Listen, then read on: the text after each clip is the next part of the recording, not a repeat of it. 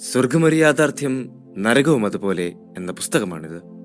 ദൈവം തിരഞ്ഞെടുത്ത വസൂല റീഡന്റെ അസാധാരണമായ ജീവിതാനുഭവങ്ങളിലൂടെയുള്ള ഈ യാത്രയിൽ നിങ്ങളും ചേരൂ.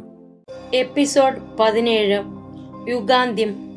മഹത്വത്തിന്റെ ഔന്നത്യത്തിൽ നിന്ന് ഒരു സ്വർഗീയ സ്വരം ഇങ്ങനെ വിളിച്ചു പറഞ്ഞു: സ്വർഗത്തിന്റെ നിക്ഷേപങ്ങൾ അത്രയും ഈ അവസാന കാലത്തിനു വേണ്ടി ഞാൻ സൂക്ഷിച്ചു വെച്ചിരിക്കുകയായിരുന്നു. എല്ലാം എഴുതിയെടുക്കുവാൻ ആ സ്വരം എന്നോട് ആവശ്യപ്പെട്ടു. അവിടുന്ന് ഇങ്ങനെ ഉദ്ഘോഷിച്ചു: മേഘങ്ങളെപ്പോലെ നിങ്ങളുടെ മീതെ ഞാൻ മുന്നേറുകയാണ്.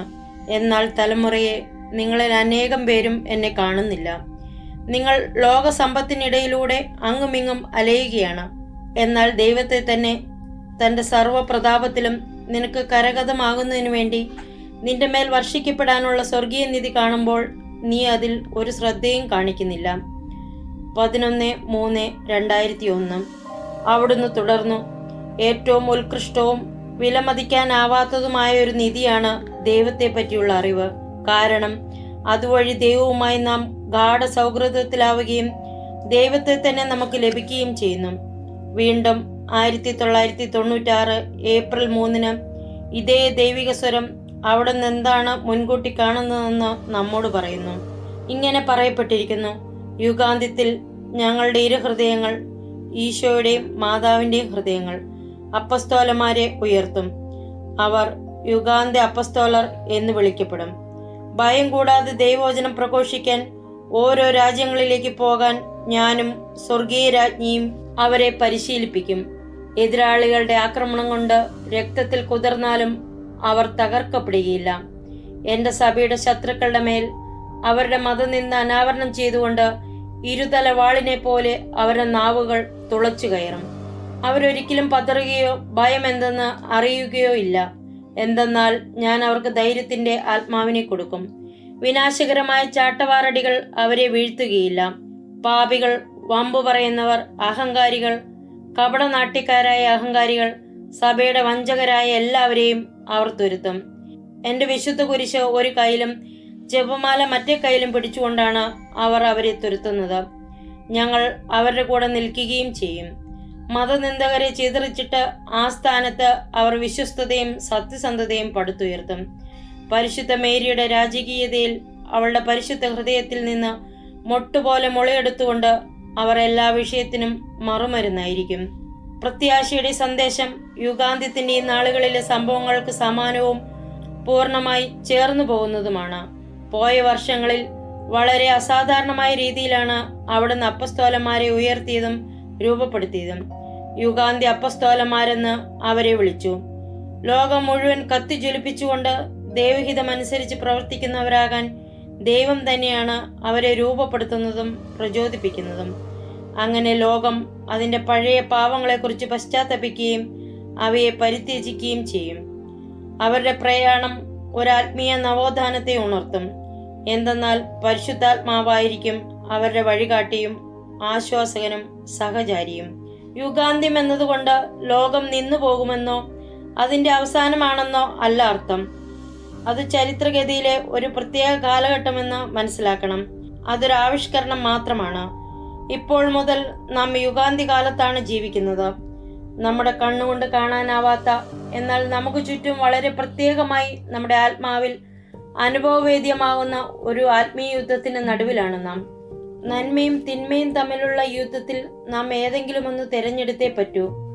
യുദ്ധം നമ്മെ ആശ്രയിച്ചാണ് ഇരിക്കുന്നത്. നമുക്ക് മാത്രമേ തിരഞ്ഞെടുപ്പ് നടത്താൻ പറ്റുകയുള്ളൂ. കാരണം നമുക്ക് നമ്മുടെ ജീവിതത്തിന്റെ അതിർരേഖ വരയ്ക്കാനും എന്തിനു വേണ്ടിയാണ് നാം നിലകൊള്ളേണ്ടത്, നന്മയ്ക്ക് വേണ്ടിയോ തിന്മയ്ക്ക് വേണ്ടിയോ എന്ന് തീരുമാനിക്കാനും കഴിയും. അവസാനം ഈ യുദ്ധത്തിന്റെ പരിസമാപ്തി നിശ്ചയിക്കുന്നത് നമ്മുടെ തെരഞ്ഞെടുപ്പാണ്.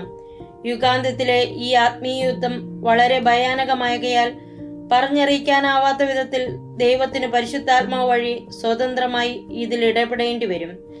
ലോക ചരിത്രത്തിൽ മുമ്പൊരിക്കലും ഉണ്ടായിട്ടില്ലാത്ത വിധം, അളവില്ലാത്ത വിധം അവിടുത്തെ കൃപയും കരുണയും ഓരോരുത്തരുടെയും മേൽ ഒഴുക്കപ്പെടും. സമയം കൈവിട്ടു പോകുന്നതിനു മുമ്പ് എല്ലാവരെയും മാനസാന്തരത്തിലേക്ക് നയിക്കുന്നതിനു വേണ്ടിയാണിത്. അതേസമയം തന്നെ പരിശുദ്ധാത്മാവ് തന്റെ ദാനങ്ങൾ മാനവരാശിക്ക് വിതരണം ചെയ്തുകൊണ്ടിരിക്കുന്നു. ഏറ്റവും ചെറിയനും അവിടുന്ന് നൽകുന്നു. ജീവിത നവീകരണത്തിനു വേണ്ടി മാത്രമല്ല ഇത്, നമ്മെ ദൈവത്തിന്റെ തിരുഹൃദയം തിരിച്ചറിയുന്നവരാക്കാൻ കൂടിയാണത്.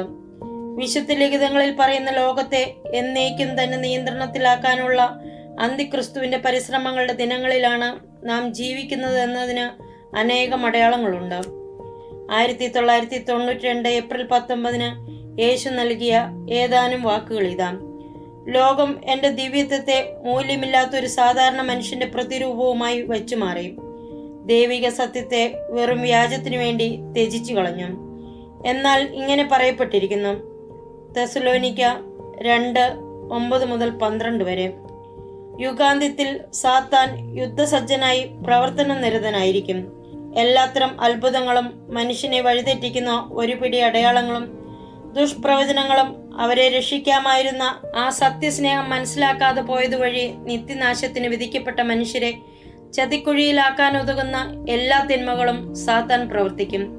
വിശ്വാസത്യാഗത്തിന്റെ അരാജക ശക്തി അഥവാ അന്തിക്രിസ്തു, അവൻ വളരെ ശക്തനാണ്. ഇപ്പോഴവൻ ഭയലേശമില്ലാതെ ഓരോരുത്തരുടെയും മുമ്പിൽ നേരെ അങ്ങ് പ്രത്യക്ഷപ്പെടുകയാണ്. ഇവനെ പറ്റിയാണ് എസെക്കിയേൽ പറഞ്ഞിരിക്കുന്നത്. എസെക്കിയേൽ 28.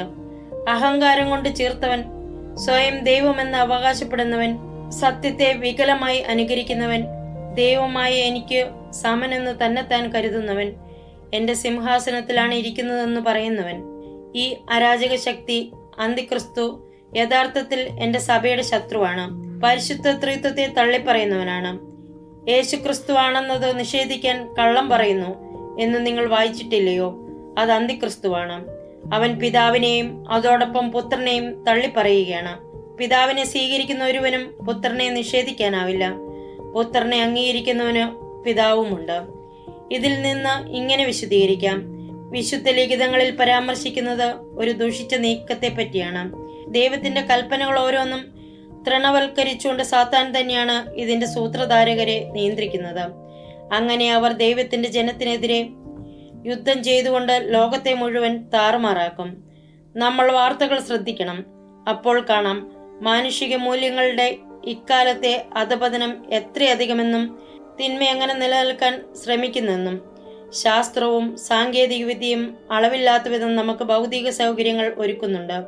എന്നാൽ വ്യക്തിപരമായ ഭൗതിക സൗകര്യങ്ങൾക്ക് വേണ്ടി ധാർമ്മികവും ആധ്യാത്മികവുമായ അറിവിനു വേണ്ടിയുള്ള മാനവകുലത്തിന്റെ താല്പര്യം വെച്ചു മാറ്റപ്പെടുകയാണ് പലപ്പോഴും ചെയ്യുന്നത്. സന്തോഷം അനുഭവിച്ചും സ്നേഹിച്ചും സമാധാനമായി ജീവിക്കണമെന്നാണ് ഓരോരുത്തരും ആഗ്രഹിക്കുന്നത്.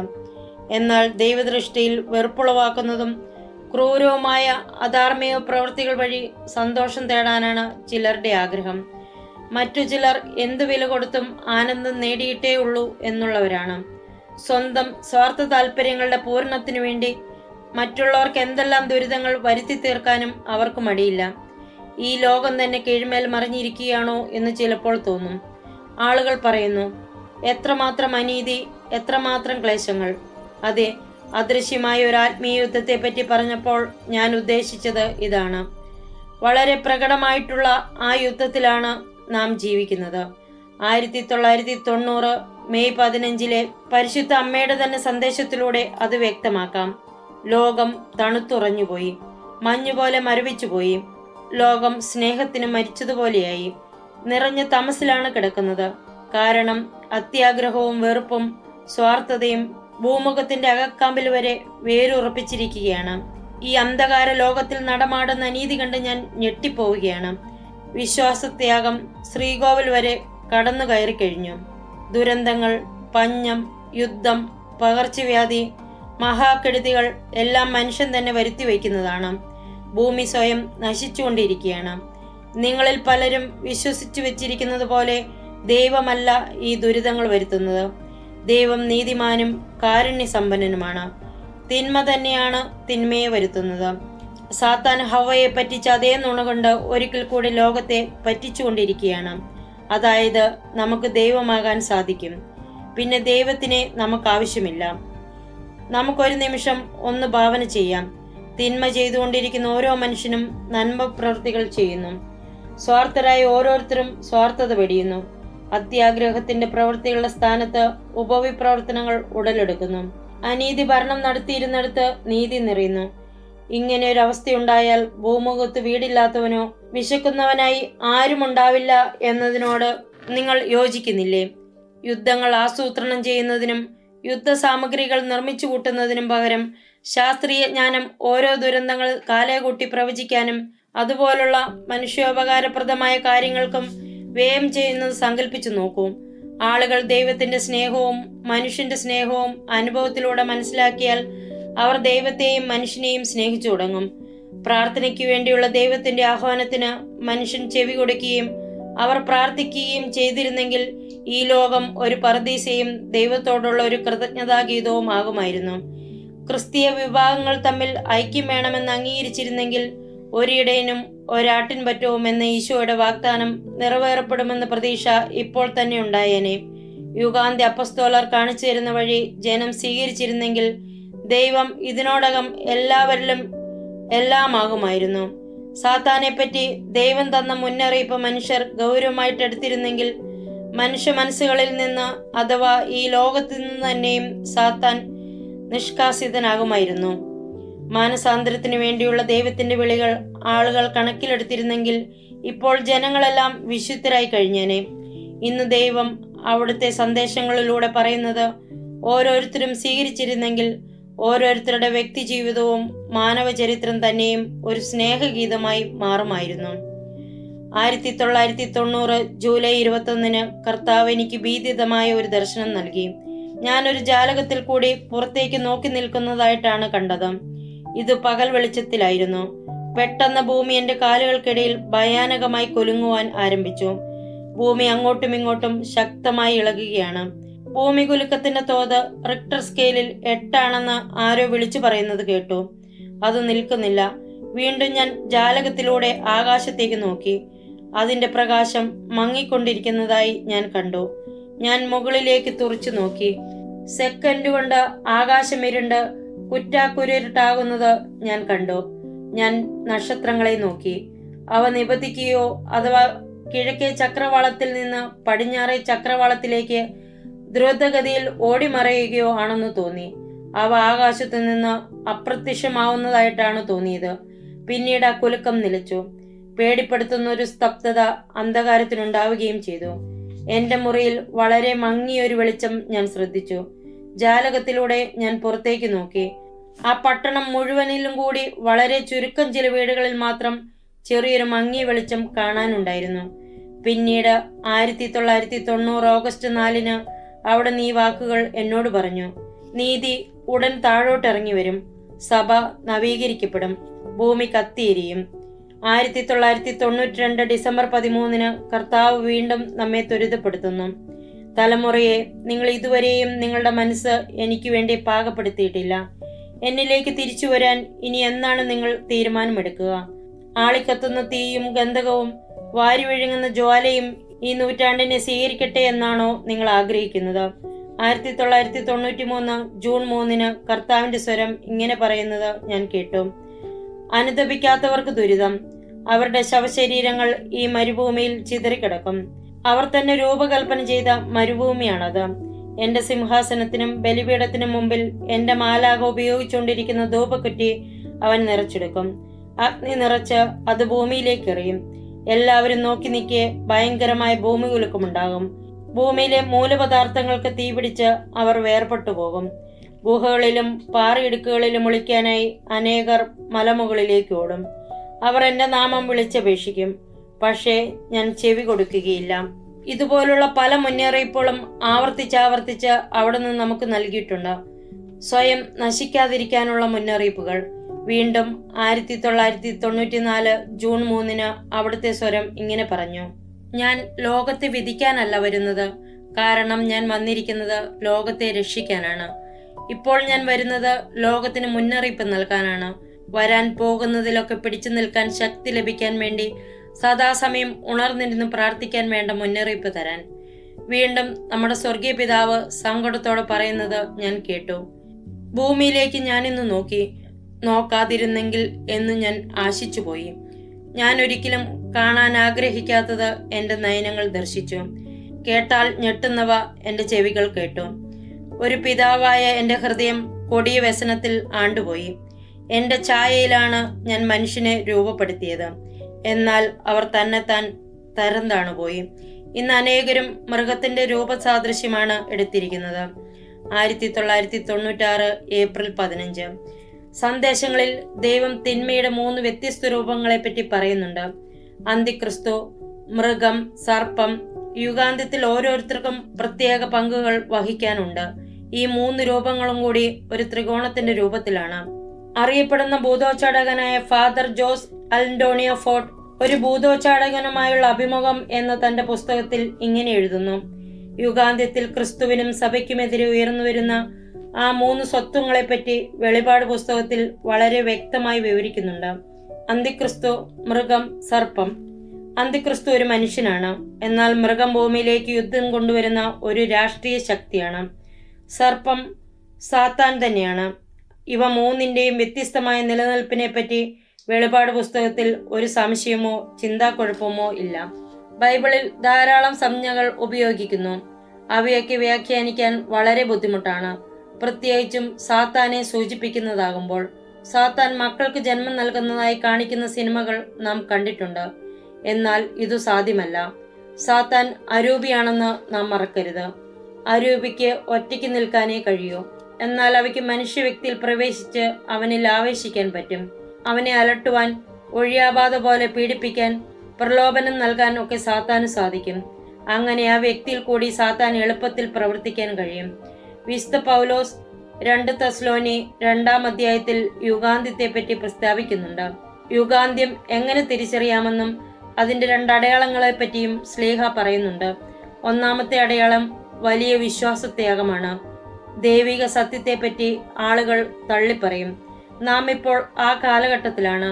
അടുത്തതായി അരാജകത്വത്തിന്റെ ആത്മാവ് പ്രത്യക്ഷപ്പെടും. ദൈവത്തെ മ്ലേച്ഛനായി അനുകരിച്ചുകൊണ്ട് എല്ലാറ്റിനെയും എതിർക്കുകയും എല്ലാറ്റിനുമുപരി തന്നെ ദൈവമായി പ്രതിഷ്ഠിക്കുകയും ചെയ്യും. വിശുദ്ധ ലിഖിതങ്ങളിൽ നിന്ന് ഒരു വചനം അതിന്റെ പശ്ചാത്തലത്തിലല്ലാതെ എടുത്തു മനസ്സിലാക്കാൻ ശ്രമിക്കുകയോ അർത്ഥം വ്യാഖ്യാനിക്കുകയോ ഒരിക്കലും ചെയ്യരുതെന്ന് കർത്താവ് എന്നെ പഠിപ്പിച്ചിട്ടുണ്ട്. പല ഭാഗത്തു നിന്നെടുത്ത ബൈബിൾ ഉദ്ധരണികൾ ചേർത്ത് അർത്ഥം വ്യക്തമായും പൂർണ്ണമായും മനസ്സിലാകത്തക്ക രീതിയിൽ ചേർത്ത് ഉപയോഗിക്കണമെന്നും അവിടെ നിന്നെ പഠിപ്പിച്ചിട്ടുണ്ട്. ഇന്നത്തെ നമ്മുടെ ലോകവ്യാപകമായ വിശ്വാസത്യാഗത്തിന്റെയും ധാർമ്മിക പ്രതിസന്ധിയുടെയും കാലഘട്ടത്തിൽ സമാധാനത്തിനു വേണ്ടിയുള്ള ആഹ്വാനം, മാനുഷിക മൂല്യങ്ങളിലേക്ക് തിരികെ വരാനുള്ള ഉൾവിളികൾ എല്ലാം ശ്രദ്ധിക്കപ്പെടാതെ പോവുകയാണ് ചെയ്യുന്നത്. പ്രത്യേകിച്ചും വ്യാവസായികമായി വികസിതമായ രാജ്യങ്ങളിൽ പാപങ്ങളുടെ മേൽ പാപം കുന്നുകൂട്ടിക്കൊണ്ട് ദൈവിക നീതി ദിവസേന നിമിഷം തോറും വെല്ലുവിളിക്കപ്പെടുകയാണ്. ദൈവത്തിന്റെ ക്ഷമയും സഹിഷ്ണുതയും ഓർത്ത് ഞാൻ അത്ഭുതപ്പെടാറുണ്ട്. ഒരു കഠിന ശിക്ഷയിലൂടെ നമ്മയെല്ലാം തൂത്തെറിയാതെ വീണ്ടും സഹിഷ്ണുത കാണിക്കുന്ന ദൈവത്തെ പറ്റി ഓർത്ത് ഞാൻ അത്ഭുതപ്പെടാറുണ്ട്. വിശ്വാസത്യാഗവും അരാജകത്വത്തിന്റെ ആത്മാവുമാണ് യുഗാന്ത്യത്തിന്റെ പ്രധാന അടയാളമായി ഡാനിയലിന്റെ പുസ്തകത്തിൽ സൂചിപ്പിക്കുന്നത്. ദേവാലയങ്ങൾ വിൽക്കപ്പെടും, ഭീകരപ്രവർത്തനം വ്യാപിക്കും, പ്രകൃതി ദുരന്തങ്ങൾ കൂടെ ഉണ്ടാകും. അവ വളരെ ഉഗ്രമായിക്കൊണ്ടിരിക്കും. നമ്മിൽ പലരും തത്വചിന്തകരുടെ ഇല്ലാത്ത ദൈവങ്ങളെ ആരാധിക്കുകയാണ്. 2002 ജൂൺ 1 കർത്താവ് പറഞ്ഞു, നിങ്ങളുടെ ഇക്കാലത്ത് ജനങ്ങൾ അവിശ്വാസികളുടെ സമ്പ്രദായങ്ങളൊക്കെ അനുസരിച്ചുകൊണ്ട് വ്യാജ ദൈവങ്ങളെ തേടി നടക്കുകയാണ്. അറിവും ശക്തിയും അതിലൂടെ ലഭിക്കുമെന്ന് അവർ വിചാരിക്കുന്നു. പളുങ്കിന്റെ ഭംഗി, തകിടിന്റെ ചാരുത, സർവശക്തനായ ദൈവമായ എൻ്റെ ശക്തിക്കും മുകളിൽ അവർ പ്രതിഷ്ഠിച്ചിരിക്കുന്ന മറ്റു വസ്തുക്കൾ, ഇവയൊന്നും ഈ കാലഘട്ടത്തിലെ പോലെ മനുഷ്യനെ ഒരിക്കലും വശീകരിച്ചിട്ടില്ല. എൻ്റെ പരിശുദ്ധാത്മാവിൻ്റെ ഉദാരമായ സൗഖ്യശക്തിയിൽ ആശ്രയിക്കുന്നതിന് പകരം ഇവയുടെ സൗഖ്യശക്തിയിലാണ് അവർ ആശ്രയിക്കുന്നത്. അവയുടെ രൂപഭംഗിയിൽ അവർ ആകൃഷ്ടരായവരാണെങ്കിൽ അവർ ഊഹിച്ചു നോക്കട്ടെ. ഈ പളുങ്കും ഈ തകിട് അതുപോലുള്ള വസ്തുക്കളും സൃഷ്ടിച്ചവൻ, ഇതിൻ്റെയെല്ലാം കാരണക്കാരൻ എത്രയോ മടങ്ങ് ശക്തനായിരിക്കും. മനുഷ്യൻ ഗോവണി കയറി മുകളിലേക്ക് പോകുന്നു, ഈ ലോകത്തിന്റെ സമ്പത്തും നിധിശേഖരങ്ങളും കൈക്കലാക്കാൻ. പഴകിപ്പോകുന്നതും നിലനിൽക്കാത്തതുമായ ഇവയ്ക്ക് പകരം യഥാർത്ഥ സ്വർഗീയ നിധികൾ കൈക്കലാക്കാൻ ഒട്ടുമേ ശ്രമിക്കുന്നില്ല. സാമ്പത്തിക പ്രതിസന്ധി മനുഷ്യകുലത്തിനുള്ള വലിയൊരു മുന്നറിയിപ്പാണ്. ലോകം താണുവണങ്ങി ആരാധിക്കുന്ന സമ്പത്തിന്റെ ദേവനായ മാമോനെ ദൈവം ചിതറിച്ചുകൊണ്ടിരിക്കുകയാണ്. അവനാണ് ദൈവസ്നേഹത്തിനു പകരം സ്വാർത്ഥതയും ശത്രുതയും അധാർമികതയും മനുഷ്യഹൃദയങ്ങളിൽ പാകുന്നത്. ഏതായാലും ലോകത്തിൻ്റേത് അധാർമികതയും നാസ്തികതയുമെല്ലാമാണെങ്കിലും ദൈവം നമ്മെ ഇപ്പോഴും സ്നേഹിക്കുന്നു. സാത്താൻ ഛിന്ന ഭിന്നമാക്കിയതെല്ലാം പുനർനിർമ്മിച്ചു തരുമെന്ന് അവിടുന്ന് വീണ്ടും ഉറപ്പു തരുന്നു. 1992 മെയ് 6 അവിടുന്ന് പറഞ്ഞത് ഇതാണ്: ഇന്നു സാത്താൻ അവന്റെ മുഴുവൻ പകയും ഭൂമിയുടെ മേൽ ഛർദ്ദിച്ചുകൊണ്ടിരിക്കുകയാണ്. അവന്റെ കലിയിൽ അവൻ രാജ്യങ്ങളെ കഷ്ണം കഷ്ണമാക്കുകയും മറിച്ചിടുകയും ചെയ്യുന്നു. അത്യാഹിതത്തിനു പിറകെ അത്യാഹിതം വരുത്തിവെക്കുകയും ചെയ്യുന്നു. അവൻ നശിപ്പിച്ചതെല്ലാം വലിയ ശക്തിയോടെ ഞാൻ പണിതുയർത്തും. ഇപ്പോഴത്തെ ഈ വിശ്വാസത്യാഗത്തിന്റെ മധ്യത്തിൽ നമ്മുടെ കർത്താവ് യുഗാന്ത്യത്തിൽ ഒരു പ്രത്യാശയുടെ അടയാളം തരുന്നു. ആ പ്രത്യാശയുടെ അടയാളം ഒരു നവീകരണമാണ്. കർത്താവ് അതിനെ രണ്ടാം പെന്തക്കോസ്ത എന്ന് വിളിക്കുന്നു. നാം ഒട്ടും അർഹിക്കാത്ത തരത്തിൽ ഭാഷാവരം, പ്രവചനവരം, രോഗശാന്തിവരം, ജ്ഞാനത്തിന്റെ വരം, ഇങ്ങനെയുള്ള വരങ്ങൾ നമ്മുടെ മേൽ വർഷിക്കപ്പെടുന്നു. ചുരുക്കി പറഞ്ഞാൽ നമുക്ക് ലഭിക്കുന്നതെല്ലാം സ്വർഗീയമാണ്. ഈ കൃപയുടെയും കരുണയുടെയും കാലത്ത് ഒരാത്മാവ് ആത്മീയമായി മരിച്ച് അവളുടെ മരണനാറ്റം സ്വർഗത്തിലെത്തുമ്പോൾ പരിശുദ്ധാത്മാവ് പ്രതീക്ഷിക്കാത്ത വേഗത്തിൽ അവളുടെ മേൽ ഇറങ്ങി വന്ന് പുനരുത്ഥാനത്തിന്റെ ശ്വാസം അവളുടെ മേൽ നിശ്വസിച്ച് അവളെ നവീകരിക്കുന്നു. അതിനുശേഷം വിശുദ്ധമല്ലാത്തതും തിന്മയായതുമെല്ലാം അതിന്റെ അടിവേര് വരെ കത്തിച്ച് നശിപ്പിച്ചുകൊണ്ട് ആ ആത്മാവിനെ അവിടുന്ന് ജ്വലിപ്പിക്കും.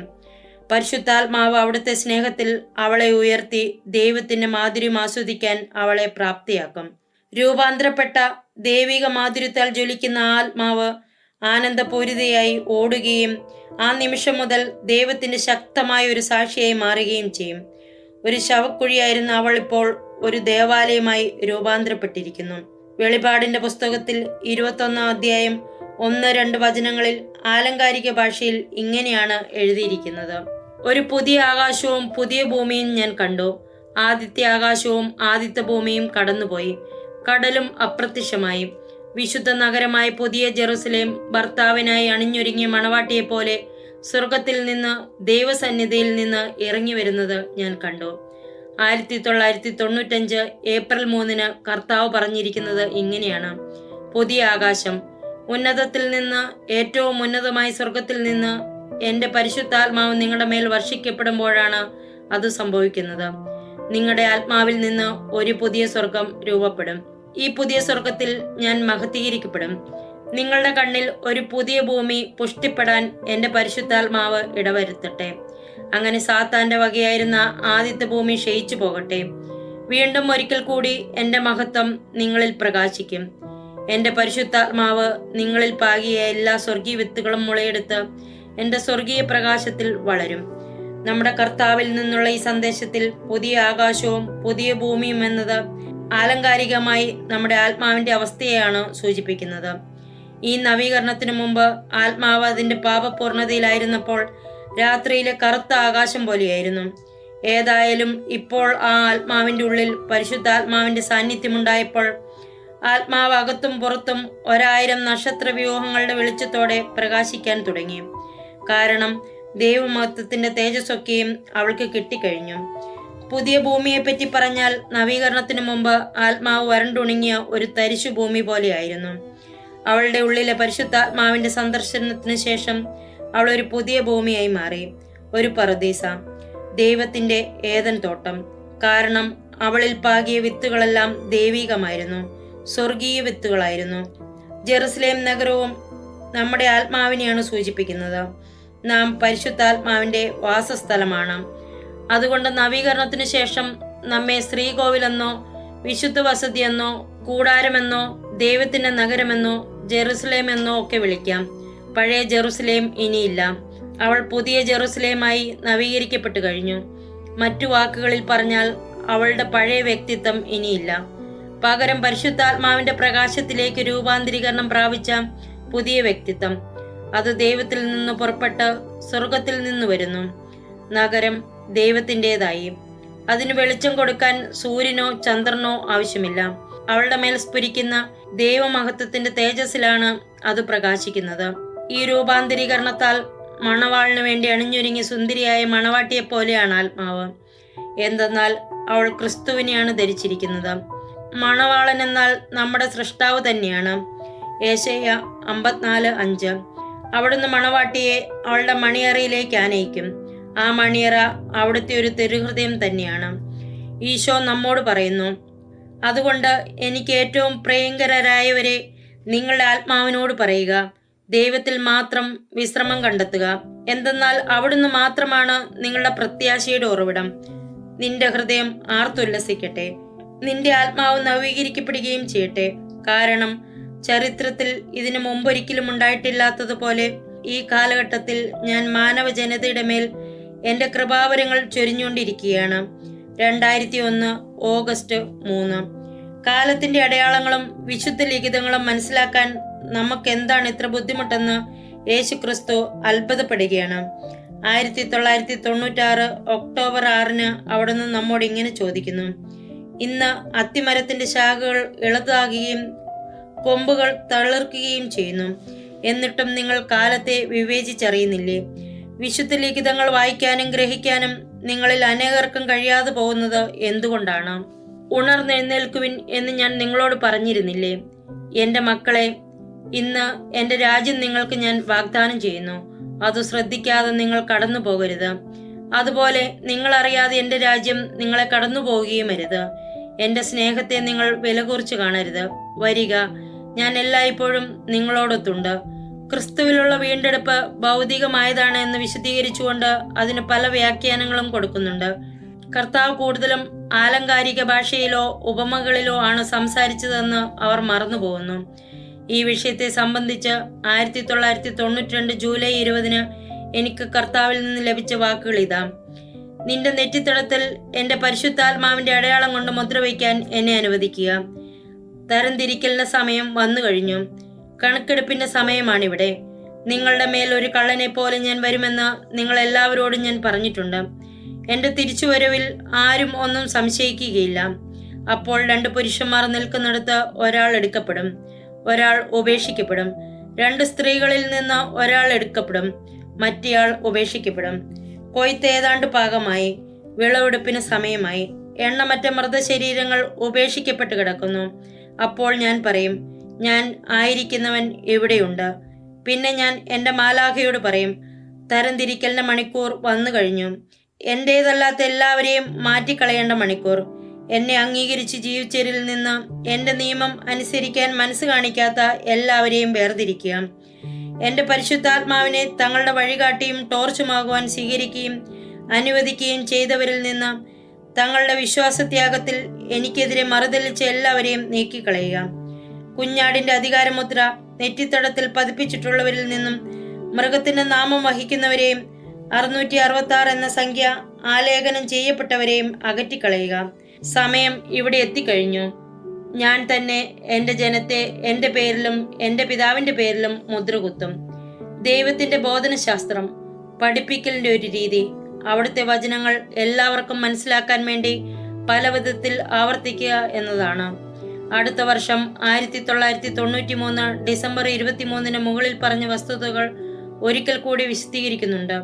ഇതാ അവിടുത്തെ വാക്കുകൾ: അത്തിമരത്തിൽ അത്തിപ്പഴങ്ങൾ ഉണ്ടായി, മുന്തിരിവള്ളിയും പുഷ്പിച്ചു കഴിഞ്ഞു. മകളെ, നീ കാണുന്നില്ലേ? എൻ്റെ അടയാളം ആകാശത്ത് നീ ശ്രദ്ധിച്ചില്ലേ? മാത്യു 24 മുതൽ 30 വരെ. കേട്ടിട്ട് എഴുതുക. തലമുറയെ, എൻ്റെ തിരഞ്ഞെടുക്കപ്പെട്ടവരെ 4 ദിശകളിൽ നിന്നും ഒരുമിച്ച് കൂട്ടുന്നതിന്, ആകാശത്തിന്റെ ഒരറ്റത്തു നിന്ന് മറ്റേ അറ്റത്തേക്ക് ചേർക്കുന്നതിന് എൻ്റെ മാലാഖമാരെ ഞാൻ അയച്ചുകൊണ്ടിരിക്കുന്നു. എൻ്റെ സന്ദേശവാഹകരെ ഇപ്പോഴും അയച്ചുകൊണ്ടിരിക്കുന്നു. നിങ്ങളുടെ ഇന്നത്തെ ലോകം വളരെ പെട്ടെന്ന് പഴകി ഉപയോഗശൂന്യമാകും. എൻ്റെ തിരഞ്ഞെടുക്കപ്പെട്ടവരെ ഒരുമിച്ച് കൂട്ടുന്നതിനും എൻ്റെ സഭയെ നവീകരിക്കുന്നതിനുമായി ഞാൻ എൻ്റെ ദൂതന്മാരെ നിങ്ങളുടെ അടുക്കിലേക്ക് അയച്ചുകൊണ്ടിരിക്കുന്നു. നിങ്ങളുടെ ശ്രദ്ധയിൽപ്പെട്ടില്ലേ? നിങ്ങൾക്ക് മനസ്സിലായില്ലേ? നിങ്ങൾ ഇനിയും എൻ്റെ അടയാളം ഗ്രഹിക്കുന്നില്ലയോ? ഇന്നെൻ്റെ പരിശുദ്ധാത്മാവ് 2 പേരിൽ നിന്ന് ഒരാളെ വീണ്ടെടുക്കും. അവിടുത്തെ തന്നെ ആളിക്കത്തുന്ന അഗ്നിയാൽ അവനെ പൊതിയും. പിന്നെ അത്യുന്നതിൻ്റെ ഒരു സാക്ഷിയായി അവനെ പുറത്തേക്ക് അയക്കും. എൻ്റെ പരിശുദ്ധാത്മാവ് ഒരാളെ പൊടിയുടെ മധ്യത്തിലെ പൂഴിയിൽ ഉപേക്ഷിച്ചുകൊണ്ട് ഒരാളെ ഉയർത്തിയെടുക്കും. ഒരാൾ എടുക്കപ്പെടും, ഒരാൾ ഉപേക്ഷിക്കപ്പെടും.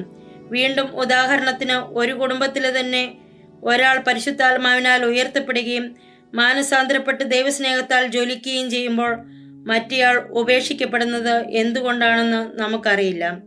എൻ്റെ പരിശുദ്ധാത്മാവ് കാറ്റിനെ പോലെയാണ്. അത് ഇഷ്ടമുള്ളിടത്തേക്ക് വീശുന്നു.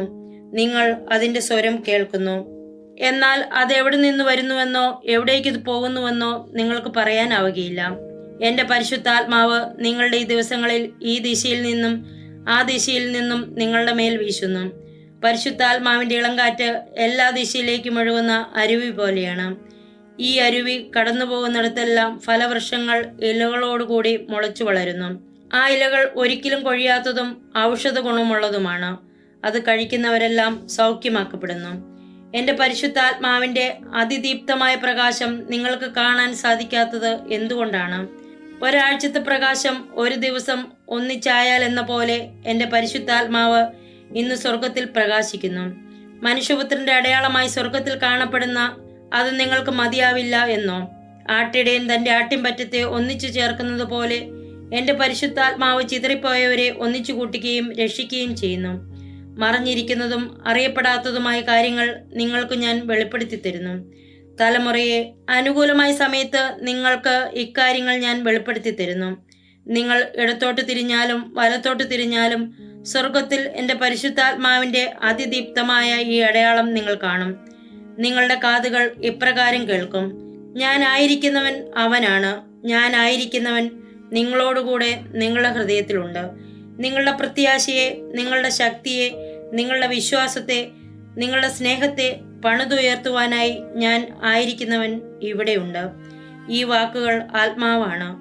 പരിശുദ്ധാത്മാവ് ദൈവത്തിന്റെ സൃഷ്ടിയെ നവീകരിക്കാനായി സദാ പ്രവർത്തന നിരതമാണെന്ന് നമ്മൾ അറിയുന്നു. പരിശുദ്ധാത്മാവ് നമ്മുടെ ആത്മാവിനെ പാപത്തിൽ നിന്ന് മോചിപ്പിക്കുന്നു. ശരീരം ജഡമാണ്, അതുകൊണ്ട് വീണ്ടെടുപ്പ് ശരീരത്തിലല്ല ആത്മാവിലാണ്. യേശു മൃതശരീരങ്ങളെന്നും മരണമെന്നൊക്കെ പറയുമ്പോൾ അതും ആത്മാവിന്റെ തലത്തിലാണ് പറയുന്നത്. കാരണം പാപം നമ്മെ ആത്മീയമായി കൊല്ലുന്നു. 1997 ഏപ്രിൽ 12 അവിടുന്ന് നൽകിയ സന്ദേശത്തിൽ ദൈവം നമ്മുടെ ആലസ്യമാർന്ന ആത്മാവിനെ കുലുക്കി ഉണർത്താനും ഉത്തേജിപ്പിക്കാനും ശ്രമിക്കുകയാണ് കാലത്തിന്റെ അടയാളങ്ങൾ കാണാൻ കഴിയുന്നതിനു വേണ്ടി. ഈ ഭൂമി കലാപത്തിലാണ്. നിഷ്കളങ്ക രക്തം ഒരുപാട് ചൊരിയപ്പെട്ടു. പക്ഷേ ഇവയും കാലത്തിന്റെ അടയാളങ്ങളാണ്. സാത്താനും അവന്റെ ഇരുണ്ട ആധിപത്യവും കുടുംബങ്ങളിലേക്ക് ദുരിതങ്ങളും ഭിന്നിപ്പുകളും വരുത്തിക്കൊണ്ട് ഭൂമിക്ക് മേൽ അവരുടെ ഛർദി തുപ്പിക്കൊണ്ടിരിക്കുകയാണ്.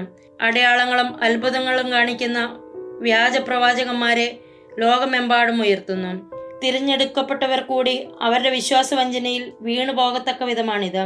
നിർഭാഗ്യവശാൽ ലോകം വീണ്ടും കാലത്തെ തെറ്റായി ഗണിച്ചുകൊണ്ടിരിക്കുകയാണ്. അവർക്കത് തിരിച്ചറിയാൻ കഴിയുന്നില്ല. ദൈവിക കൃപ നമ്മുടെ മേൽ വീശിക്കൊണ്ടിരിക്കുന്നു. എന്നാൽ നമ്മുടെ അന്ധകാരത്തിൽ നാം അത് കാണുന്നില്ല.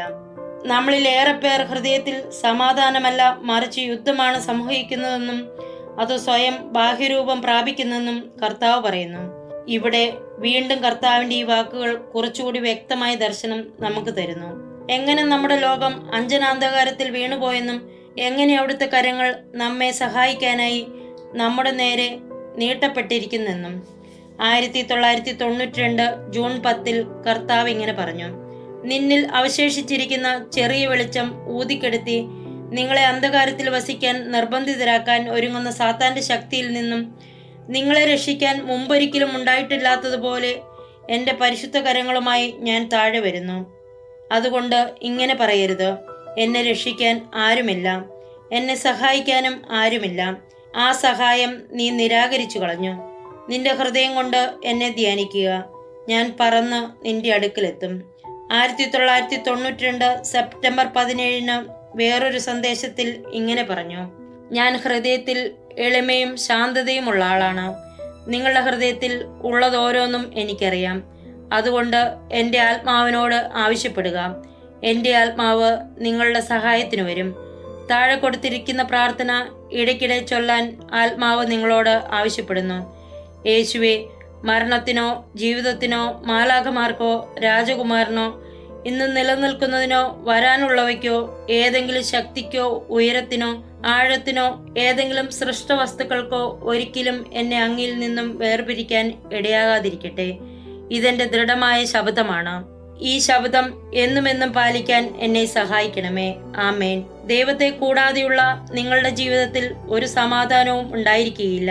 നമ്മുടെ ഹൃദയത്തിനൊരു മാറ്റം വരാതെ, അയൽക്കാരനോട് സ്നേഹമുണ്ടാകാതെ ഇരുന്നാൽ നമ്മുടെ ലോകം കലാപത്തിൽ തുടരും. ഇത് വളരെ ലളിതമാണ്. ജീവിത മൂല്യങ്ങൾക്ക് വില കൽപ്പിക്കാതെ തുടർന്നാൽ നാം ഒരു വലിയ നാശത്തിലേക്കാണ് നീങ്ങുന്നത്. നാം തന്നെയാണ് ഇതിന് കാരണക്കാർ, മറ്റാരുമല്ല. ഇതാണ് നിങ്ങളുടെ മുമ്പിൽ വെച്ചിട്ടുള്ള തിരഞ്ഞെടുപ്പ്. നിങ്ങൾ കേട്ടത് സ്വർഗം ഒരു യാഥാർത്ഥ്യം, നരകവും അതുപോലെ. അടുത്ത എപ്പിസോഡിൽ വീണ്ടും കണ്ടുമുട്ടാം. നന്ദി. ദൈവം നമ്മെ അനുഗ്രഹിക്കട്ടെ.